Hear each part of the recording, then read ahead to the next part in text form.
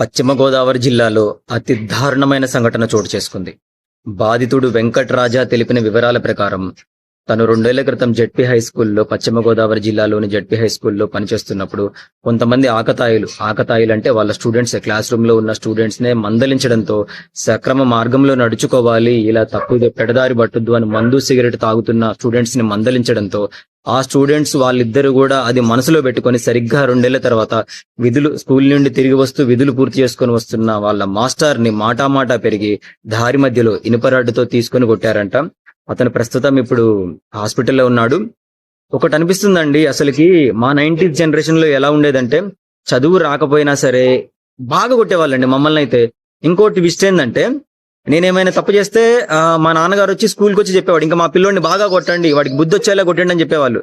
కానీ ఇప్పుడు అలా చెప్పే వాళ్ళు తల్లిదండ్రులు లేరు, అసలుకి టీచర్స్ లేరు, చెప్పాలని చూసిన వాళ్ళని ఇలా దాడి చేస్తున్నారండి. పిల్లలు కూడా అసలుకి ఎంత దారుణంగా తయారంటే మానసిక రోగులు అవుతున్నారండి స్టూడెంట్స్ కూడా. ఆ స్టూడెంట్స్ ఈ వయసులోనే ఆ మాస్టర్ని అలా కొట్టారంటే, ఆ ఫోటో చూసాం కదా, పాప మా తలకి గాయాలు. వీళ్ళని అసలుకి ఏ స్కూల్లో జాయిన్ చేసుకోవద్దు, వీళ్ళని ఇంకా అసలుకి ఏ కాలేజీలో అడ్మిషన్ ఇవ్వద్దు, వీళ్ళకి లైఫ్ లాంగ్ వీలైతే అసలుకి జైల్లో పెట్టాలండి ఇలాంటి వాళ్ళని. ఎందుకంటే ఇలాంటి వాళ్ళు అసలు సమాజంలో బ్రతికి నాకు అర్థం కావట్లేదు. ఇంకా వీళ్ళ వల్ల ఇంకా నలుగురు చెడ్డవాళ్ళు తయారయ్యే అవకాశం ఉంది తప్ప మంచికైతే చోటే లేకుండా పోయింది.